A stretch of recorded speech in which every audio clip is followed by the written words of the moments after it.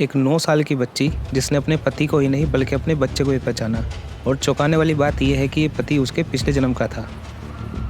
इस बात को कंफर्म करने के लिए महात्मा गांधी को भी 15 लोगों की कमीशन बनानी पड़ी।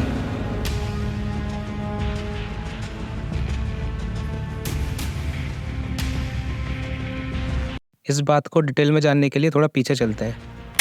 1926 में दिल्ली के एक नॉर्मल फैमिली में रंग बहादुर के घर एक लड़की का जन्म होता है, जिसका वह नाम प्यार से शांति देवी रखता है। यूँ तो आमतौर पर बच्चे 2 साल तक बात करने लगते हैं, पर शांति थोड़ा उनसे अलग थी।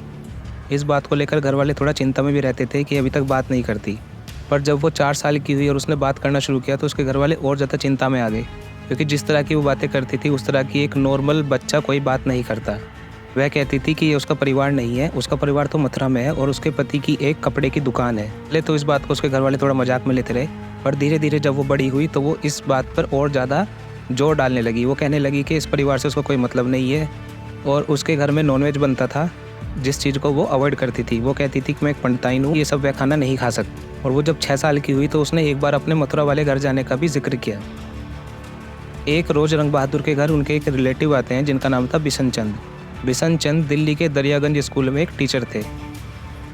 शांति से बात करने के बाद बिशन चंद उनको मथुरा ले जाने का वादा करते हैं, पर वे एक शर्त रखते हैं कि मथुरा उनको तब लेकर जाएंगे अगर वो उनको अपने पति का नाम बताएगी। अब से पहले शांति देवी ने कभी अपने पति का नाम नहीं बताया था, वह बस मथुरा वाले घर का जिक्र किया करती थी। बिशन चंद की शर्त सुनने के बाद शांति देवी उनके कान में अपने पति का नाम बताती है, पंडित केदारनाथ चौबे। बिशन चंद एक बार मथुरा जाने से पहले उन्हें चिट्ठी लिखना सही समझते हैं और उस चिट्ठी में वो सारी बातें लिखते हैं जो उन्होंने शांति से सुनी थी। केदारनाथ ने खत पढ़ा और वो हक्के बक्के रह गए। उन्होंने अपने एक रिश्तेदार पंडित कांजीमल जो दिल्ली में रहते थे उन्हें शांति से मिलने को कहा। कांजीमल शांति से मिले। उसने ना सिर्फ उन्हें पहचाना बल्कि केदारनाथ के मथुरा वाले घर की कुछ डिटेल्स भी बता दी। उसने घर के एक कोने के बारे में भी बताया जहां उसने पिछले जन्म में कुछ रुपए छुपाए थे। कांजीमल ने तुरंत ये सारी बातें केदारनाथ तक पहुंचाई। अब केदारनाथ भी शांति से मिलने पहुंचे, लेकिन इस दौरान कांजीमल ने केदारनाथ को ये कहते हुए परिचय करवाया कि ये केदारनाथ के भाई है, लेकिन शांति तुरंत केदारनाथ को पहचान गई। साथ ही शांति ने केदारनाथ के बेटे को यह कहते हुए गले से लगा लिया कि ये उनका ही बेटा है। दिल्ली में रहते हुए केदारनाथ ने एक रोज़ शांति से बात की, जिस बात के बाद केदारनाथ को ये कन्फर्म हो गया कि शांति ही लुगदी है। अब ये लुगदी कौन है, ये बात जानने के लिए हमें थोड़ा सा और पीछे जाना पड़ेगा। 1902 की बात है। चतुर्भुज नाम के मथुरा के एक निवासी के यहाँ एक बेटी का जन्म हुआ। उसका नाम पड़ा लुगदी। 10 साल की उम्र में लुगदी का ब्याह केदारनाथ चौबे के साथ हुआ था। केदारनाथ मथुरा में एक कपड़े की दुकान चलाते थे और ये उनकी दूसरी शादी थी।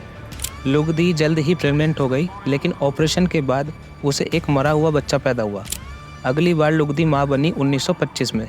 इस बार भी ऑपरेशन करना पड़ा। बच्चे की जान तो बच गई, लेकिन लुगदी नहीं बच पाई। तारीख थी 4 अक्टूबर। इसके ठीक 10 महीने 7 दिन के बाद दिल्ली में एक लड़की का जन्म होता है जिसका नाम था शांति देवी। उन दिनों हमारा देश आज़ादी के लिए स्ट्रगल कर रहा था, तो इस तरह की न्यूज़ आना अपने आप में एक बड़ी अनोखी खबर थी जो पूरे देश में आग की तरह फैल गई। ये बात जब गांधी जी के कानों में पड़ी तो इस बात को कंफर्म करने के लिए महात्मा गांधी को एक कमीशन बनानी पड़ी 15 लोगों की। ये कमीशन उसको मथुरा लेकर गई और बिना किसी के बताए शांति देवी खुद तांगे में बैठी और अपने घर पहुंच गई, जो उसने मथुरा वाला घर अपना बताया था। जहां न केवल शांति ने अपने परिवार को पहचाना, उसने घर के कोने के बारे में जिक्र किया जहां पर वो अक्सर पैसे छुपाया करती थी। इस बात को कंफर्म करने के लिए कमीशन वहां पर पहुंचती है तो देखती है वहां पर पैसे नहीं थे। अब ये बात वो केदारनाथ से पूछते हैं तो केदारनाथ बताता है कि लुगदी की डेथ के बाद उसने वहां से वो पैसे हटा दिए थे। इसके बाद शांति को लुगदी देवी के घर और मथुरा की तमाम जगह ले जाया गया, जिसके बाद कमीशन ने अपनी रिपोर्ट छापी। कमीशन की इस रिपोर्ट से पूरी दुनिया में तब तक काफ़ी हो हल्ला मच चुका था। शांति देवी से मिलने कई विदेशी रिसर्चर आए और कई किताबें भी आई। शांति देवी ने कभी शादी नहीं की और 61 साल की उम्र में 27 दिसंबर को उनका निधन हो जाता है। ये था हमारा रीइंकार्नेशन सच या झूठ का पहला एपिसोड। इस तरह की और कहानी जानने के लिए आप हमें फॉलो करें। मिलते हैं नेक्स्ट एपिसोड में। Thank you.